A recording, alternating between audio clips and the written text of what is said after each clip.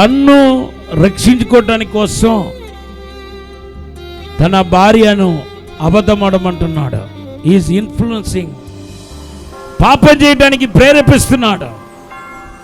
తన శరీరాన్ని, తన భార్యను పాపం చేయడానికి ప్రేరేపిస్తున్నాడు, ఇన్ఫ్లుయెన్స్ చేస్తున్నాడు. సెల్ఫిష్ కనపడుతుంది అబ్రహాంలో. మొన్నటి దాకా బలిపీఠం అర్పించి దేవుని ఆరాధించిన వాడు అబ్రహాం. గట్టిగా ఒక హల్లెలూయా చెప్పండి. ఆదికాండం 12:7 బలిపీఠం, 12:8 బలిపీఠం. దేవనామానికి స్తోత్రం చెప్పండి. ఆదికాండం 12:4 చూస్తే విధేయత కనపడుతుంది. దేవుడు చెప్పినట్టే దేవుడికి లోబడినట్టుగా మనకు కనపడుతుంది. ఇంతటి అద్భుతమైన ఆత్మీయ అనుభవం కలిగిన వాడులో ఇప్పుడు ఏం కనపడుతుందంటే లోపం కనపడుతుంది. ఆ బలిపీఠం కట్టి ఆరాధించాడే ఆయన ఈయన అనిపించినట్టుగా అబ్రహాం ఒక ప్రవక్తన కనపడుతుంది. బలిపీఠముతో దేవుని ఆరాధించాడే అతనేనా ఇతను? విశ్వాసానికి తండ్రి అని పిలువబడ్డాడే అతనేనా ఇతను? ఆదికాండం 12:4 దేవుడు చెప్పినట్లు చేశాడని రాయబడింది, దేవునికి లోబడ్డాడని రాయబడి ఉంది. అతనేనా ఇతను అని అనిపిస్తుంది. ఎక్కడ దేవుడు పెట్టాడో, దేవుడు ఎక్కడ ఆయన ఉంచాడో, ఎక్కడ ఆయన ఉండమన్నాడో అక్కడ ఉండకుండా తెగదంపులు చేసుకొని విచ్చలవిడిగా ప్రవర్తించటమే కారణం. దేవనామానికి స్తోత్రం చెప్పండి. కొట్టండి గట్టిగా చెప్పండి హల్లెలూయా. నేను చెప్పినట్టుగా వాగ్దాన దేశంలో కరువు వచ్చినట్టుగా సవాసంలో కొన్నిసార్లు టైం ఎక్కువ అయిపోవచ్చు మీకు. కొన్నిసార్లు ఇక్కడ మంచి చైర్స్ కనపడకపోవచ్చు, వసతి లేకపోవచ్చు, కంఫర్ట్గా లేకపోవచ్చు, కొంచెం ఇబ్బందికరంగా కనిపించవచ్చు. కానీ మనం వీటిని సగించుకొని ప్రార్థనాపూర్వకంగా ముందుకు వెళ్ళాలి తప్ప మనం ఏం చేయకూడదంటే దేవుడు ఎక్కడ నిర్ణయించాడో ఆ చోటును విడిచి బయటికి వెళ్ళిపోకూడదు. చాలా పెద్ద ప్రమాదం. ఇప్పుడు చూడండి, ఎన్నడూ ఎప్పుడు చేయలేని తప్పులన్నీ అబ్రహాం చేస్తున్నాడు. అబ్రహాం మనము సెల్ఫిష్ అనవచ్చా, స్వార్థపరుడు అనవచ్చా? కానీ స్వార్థపరుడు అయిపోయాడు. తన ప్రాణాన్ని తగ్గించుకోవడానికి కోసం ఎవరిని బలిపశు చేస్తాడంటే శారాని బలిపశు చేశాడు. అబద్ధమాడుతున్నాడు. భార్యని ఏమో సహోదరి అని అనమంటున్నాడు, అంటున్నాడు. తర్వాత సమర్థించుకుంటున్నాడు. తర్వాత ఆదికాండం 20:12 ఈ యొక్క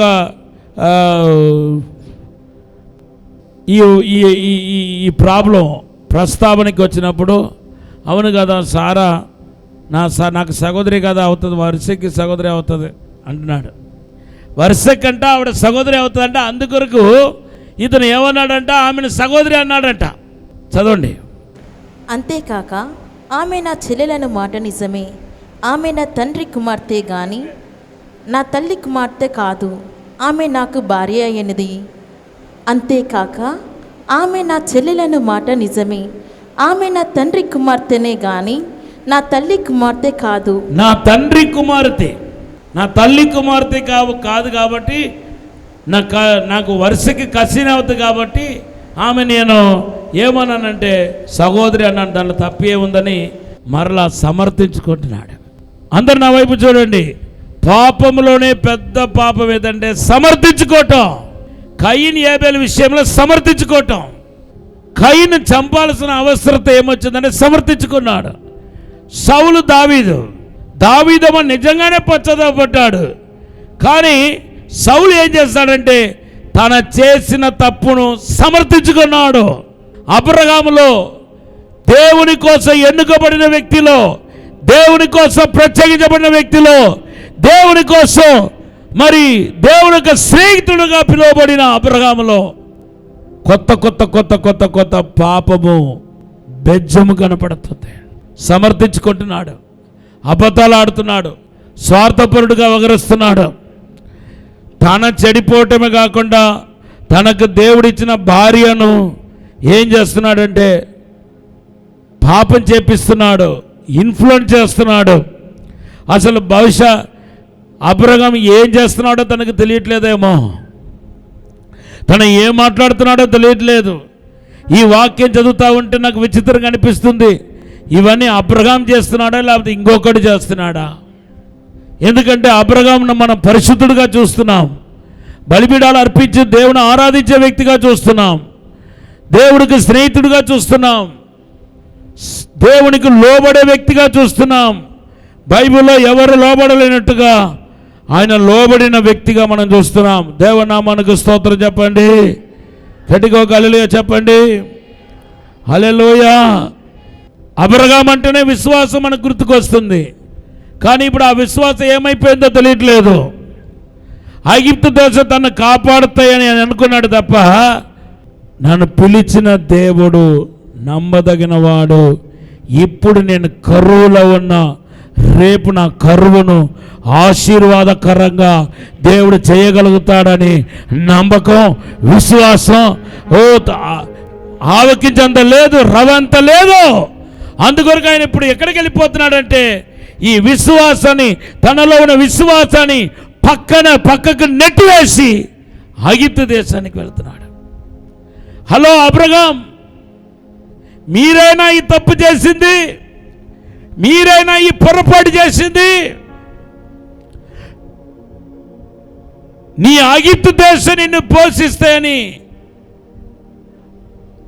చీకటి ఉన్న పాపం నిండిన ఐగుప్తు దేశమును, ఆ ఐగుప్తు దేశానికి రాజుగా ఉన్న ఫరో నిన్ను పోషిస్తాడని నీకు నమ్మకం కలిగింది, కానీ నిన్ను పిలిచిన దేవుడు నిన్ను పోషిస్తాడని నమ్మకం లేకుండా పోయింది నీకు.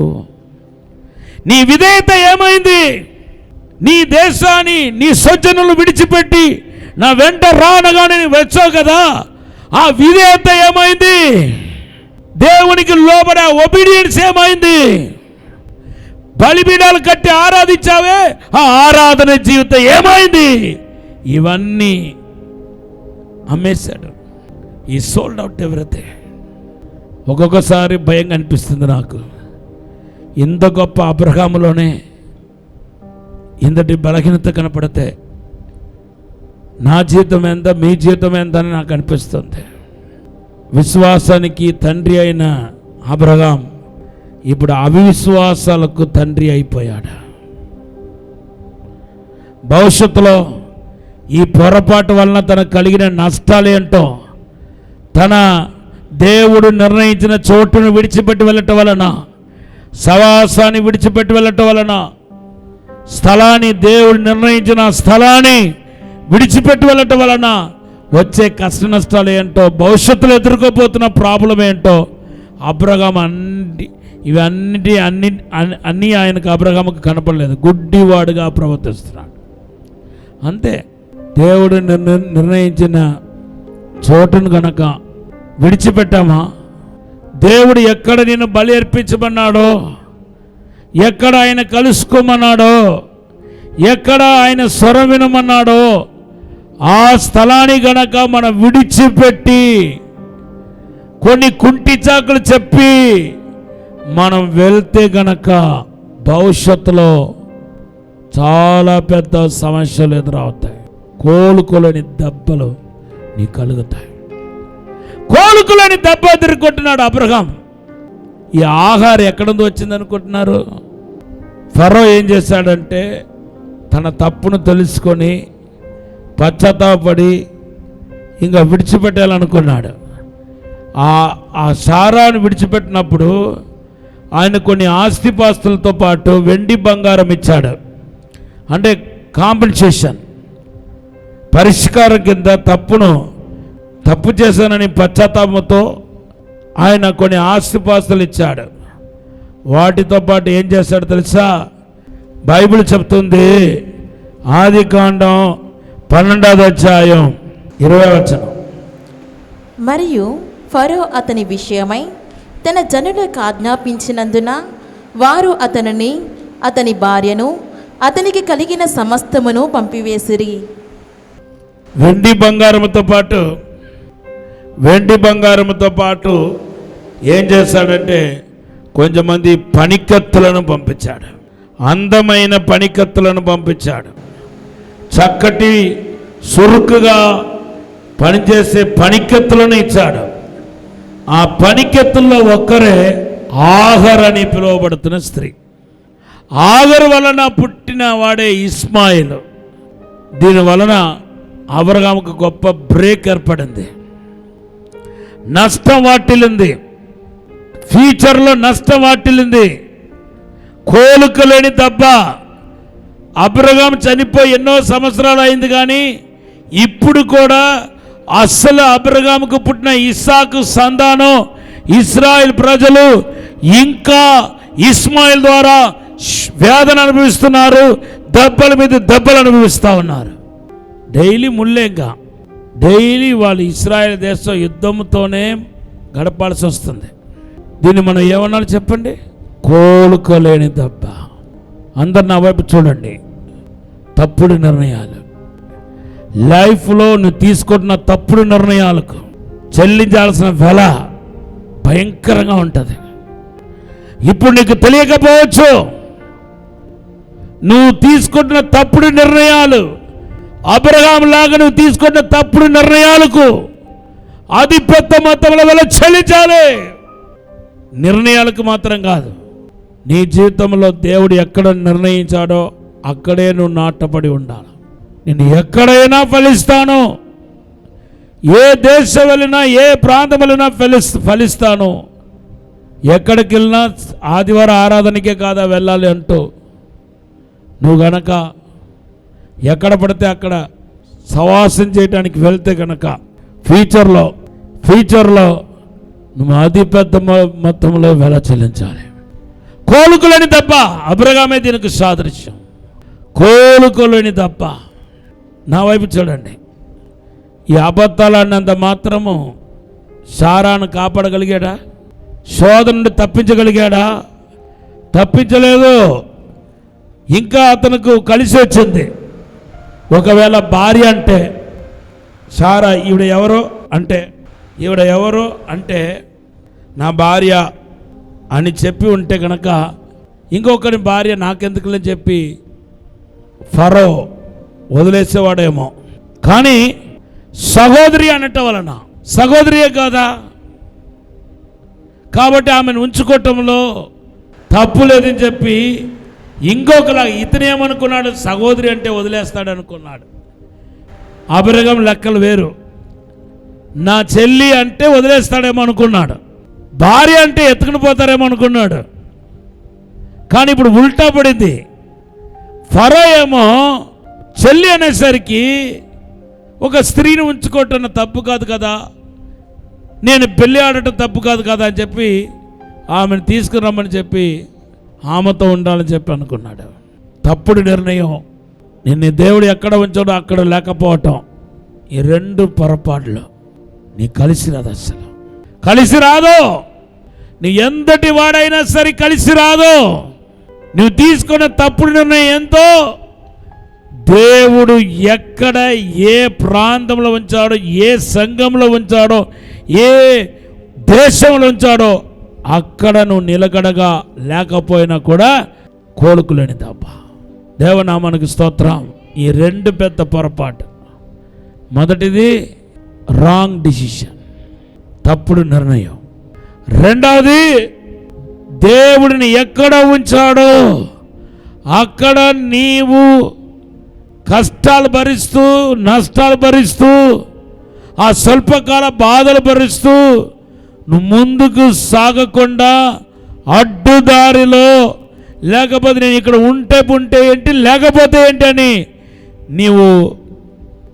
నీకు నచ్చిన చోటలో నచ్చిన స్థలానికి నేను వెళ్తే ఖచ్చితంగా దానికి వచ్చే కష్ట నష్టాలు చాలా అతిపెద్ద మొత్తంలో ఉంటుంది. కోలుకోలేని తప్ప. ఇది చూడండి, ఇప్పుడు అది ఎక్కడెక్కడికో పోతుంది, రూట్ ఎక్కడెక్కడికో పోతుంది. అబ్రహాం ఒక రూటు ఎక్కడికో పోతుంది. లాస్ట్కు తన లైఫ్లో ఎవ్వరు సరిచేయలేని ఇబ్బందికరమైన పరిస్థితికి వెళ్ళిపోయాడు. అయితే ఇప్పుడు దేవుడి సంగతికి వస్తే మన మనుషులు మాత్రం కాదు, అబ్రహాము యొక్క బలహీనతను గురించి మీరు తెలుసుకుంటే అబ్రహాము పిలిచిన దేవుని యొక్క బలమేంటో కూడా నీకు తెలియాలి.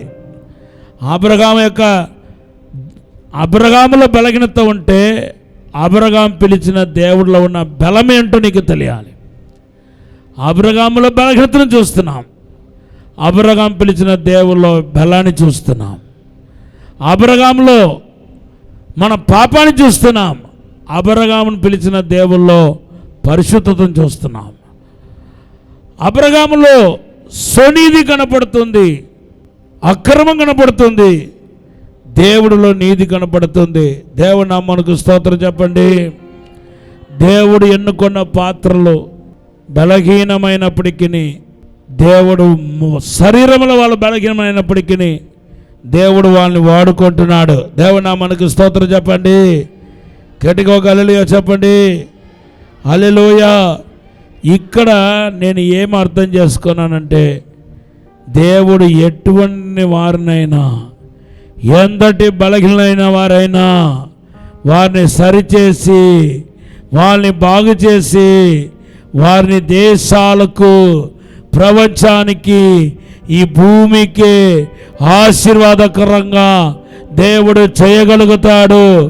నేను బలహీనుడే కానీ, నేను అజ్ఞానియే కానీ, నేను అభాత్రత కలిగిన వాడే కానీ, నేను అపాత్రుడనే కానీ, నాలో ఉన్న దేవుడు, నన్ను పిలిచిన దేవుడు, నన్ను ఎన్నుకున్న దేవుడు, నన్ను థాంక్ యూ లార్డ్ ప్రేమించే దేవుడు ఎంతెంతో గొప్పవాడని నాకు స్పష్టముగా అర్థమవుతుంది.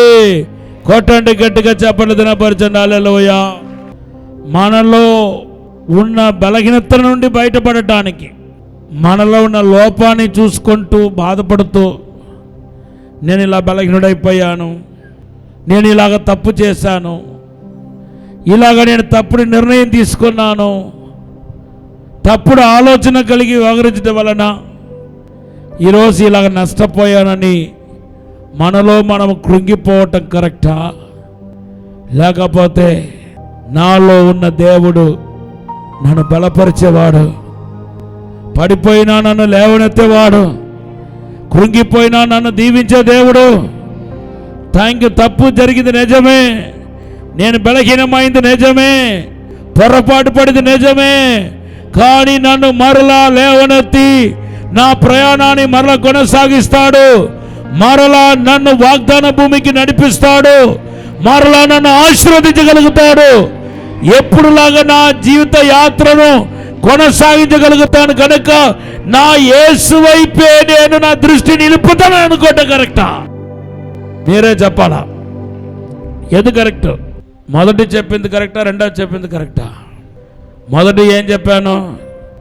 నీ యొక్క బలహీనత నువ్వు తలపోసుకుంటూ, నీ బాధ నువ్వు తలపోసుకుంటూ, నీ మనస్సులో పడే వేదన, నువ్వు ఇట్లా నేను పడిపోయాను, ఇట్లా రాంగ్ డిసిషన్ తీసుకున్నాను, నా జీవితం ఇలాగ అయిపోయింది, దేవుడు నిర్ణయించిన చోట్ల ఉండలేదు, దేవుడు నిర్ణయించిన సవాసంలో నేను మంచిగా కొనసాగించలేదు, నేను తప్పుడు నిర్ణయం తీసుకున్నాను, తప్పుడు ఆలోచనతో నేను ఇప్పుడు శ్రమ అనుభవిస్తున్నాను, ఇంతే నా జీవితం, ఇలాగే నా జీవితం ఉంటుంది అని బాధపడుతూ దిగులు పడుతూ రోజు రోజుకు కృంగిపోవటం కరెక్టా? లేకపోతే ఆ తప్పిపోయిన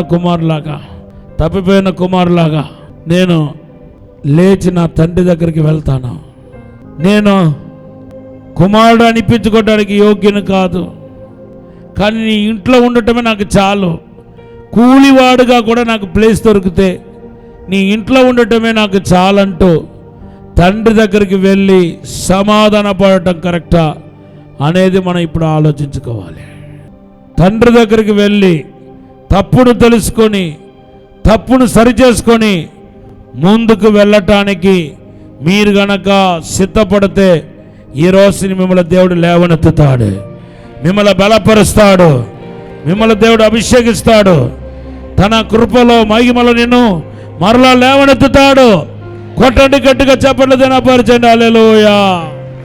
కాబట్టి నేను చెప్పిన ఆ రెండవది కార్యాన్ని మనం చేపడతాం.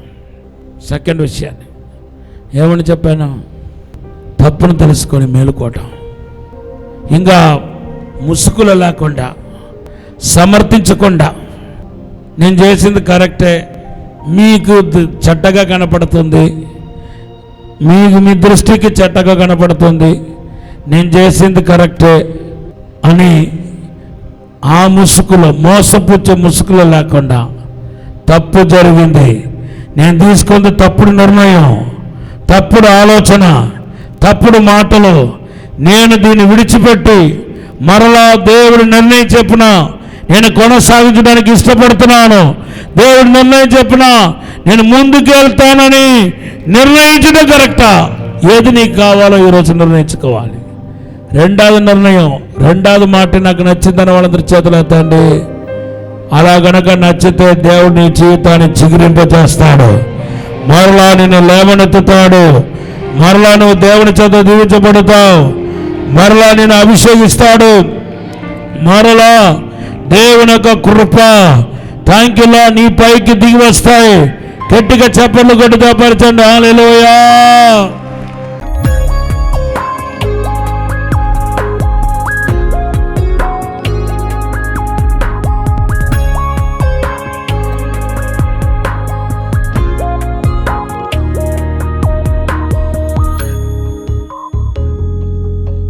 చేతులు జోడించండి. పరిశుద్ధము నమ్మకమైన మా పరలోక తండ్రి, నీకు వందనాలు, స్తోత్రాలు ప్రభా. మమ్మల్ని క్షమించండి ప్రభా, మమ్మల్ని పరిశుద్ధపరచండి ప్రభా. మాలో ఉన్న లోపాలు నీకు తెలిసే ఉంది తండ్రి. మేము పశ్చాత్తాపడుతున్నాం, తిరిగి నీ వైపు తిరుగుతున్నాం. మా జీవితాన్ని మరలా చిగురింపచేయండి ప్రభా, అభిషేకించండి ప్రభా. అయ్యా, బాల్యంలో ఉన్న భక్తి దయచేయండి, బాల్యంలో ఉన్న ఆరాధన అనుభవం దయచేయండి, బాల్యంలో ఉన్న ప్రార్థన జీవితం మరలా దయచేయండి ప్రభువా. యేసు నామములో ప్రతి ఒక్కరిని ఆశీర్వదించండి ప్రభువా. సమకూర్పు దయచేయండి ప్రభువా. విశ్వాసం రెట్టిఫై అవునగాక. Rectify our faith Lord, restore our faith Lord, restore our things Lord, restore my people Lord. ఇప్పుడే దేవుని శక్తి తాకనగాక, దేవునికి అభిషేకం తాకనగాక. మీరే ముట్టుమని, తాకుమని, దీవించమని, పరచమని యేసు నామములో అడిగి వేడుకుంటున్నాము తండ్రి. ఆమేన్ చెప్పండి. ప్రభు మిమ్మల్ని దీవించనగాక, మేలు జరుగునగాక, అద్భుతం జరుగునగాక, ఆశీర్వాదం కలుగునగాక. ఆమేన్. విజయవాడ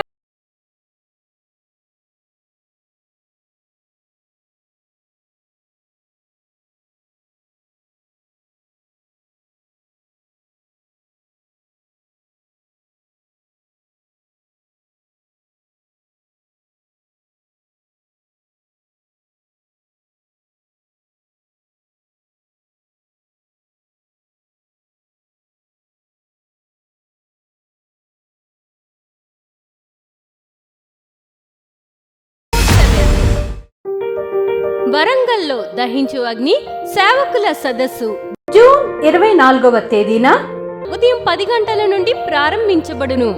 ముఖ్య ప్రసంగికులు డాక్టర్ థామస్ గారు, దహించు అగ్ని మినిస్ట్రీస్ రాజమహేంద్రవరం. స్థలం new Jerusalem Baptist church, circuit house, life line hospital road, Warangal. మరిన్ని వివరాలకు 9494940072 మరియు 73. రాజమహేంద్రవరంలో దహించు అగ్ని సేవకుల కూడిక జూన్ 30వ తేదీన ఉదయం 10 గంటల నుండి ప్రారంభించబడును. ముఖ్య ప్రసంగికులు డాక్టర్ థామస్ గారు, దహించు అగ్ని మినిస్ట్రీస్ రాజమహేంద్రవరం. స్థలం దహించు అగ్ని ఆడిటోరియం, నటరాజ్ థియేటర్, రాజమహేంద్రవరం. మరిన్ని వివరాలకు 9494940072 మరియు 73.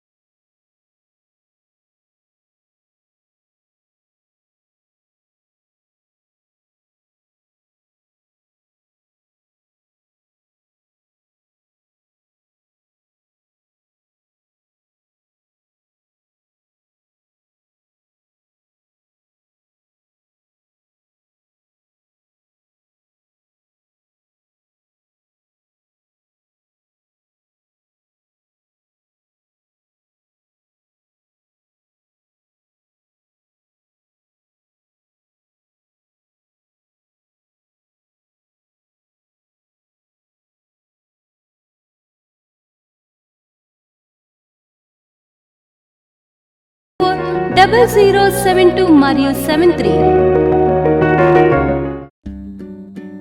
ఇది కుటుంబ ఆశీర్వాద కూడిక. ఇక్కడ మేము మా కుటుంబాలను కట్టుకున్నాం. మరి మీరు? అయితే ప్రతి శుక్రవారం రాజమహేంద్రవరంలో జరిగే ఈ కుటుంబ ఆశీర్వాద కూడికలో పాల్గొనండి. ఈ కూడిక జరుగు స్థలం దహించు అగ్ని ఆడిటోరియం, నటరాజ్ థియేటర్, రాజమహేంద్రవరం. సికింద్రాబాద్ లో దహించు అగ్ని అద్భుత అసాధారణ కూడిక ప్రతి శనివారం సాయంత్రం 5 గంటల నుండి ప్రారంభించబడును. స్థలం SPG church ground, alpha hotel వెనుక, సికింద్రాబాద్. మరిన్ని వివరాలకు 9494940074 మరియు 75. రాజమహేంద్రవరంలో దహించు అగ్ని అభిషేక ఆదివారపు ఆరాధన ఇప్పుడు ప్రతి ఆదివారం ఉదయం 9:30 నుండి ప్రారంభించబడును. తప్పక పాలు పొందండి, దైవిక ఆశీర్వాదం పొందండి. స్థలం దహించు అగ్ని ఆడిటోరియం, నటరాజ్ థియేటర్, రాజమహేంద్రవరం. మీ ప్రార్థన అవసరతలకు 9494940072 మరియు 73. ఈ టీవీ కార్యక్రమాన్ని చూసి ఆశీర్వదించబడినట్లయితే దహించు అగ్ని టీవీ పరిచర్యకు మరియు బ్లెస్సింగ్ ల్యాండ్ కు సహకరించండి. దహించు అగ్ని trust current account number 357222444370, State Bank of India main branch, Rajamahendravaram. My address doctor Thomas దహించు అగ్ని మినిస్ట్రీస్, తుమ్మలోవా, రాజమహేంద్రవరం.